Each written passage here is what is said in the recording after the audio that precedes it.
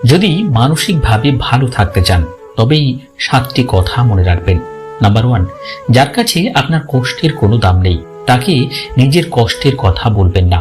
Number 2, জীবনে কারো প্রতি অতিরিক্ত নির্ভরশীল হয়ে যাবেন না। নাম্বার 3, অতিরিক্ত মিষ্টি মিষ্টি ভাব নেবেন না, তাহলে যে কারো পেটে চলে যেতে পারেন।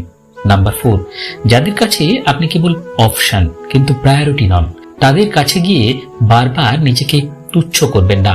নাম্বার 5, যে একবার আপনার সঙ্গে প্রতারণা করেছে তার কাছে আর যাবেন না। নাম্বার 6, যারা আপনাকে ভালোবাসে তাদের বেশি গুরুত্ব দিন।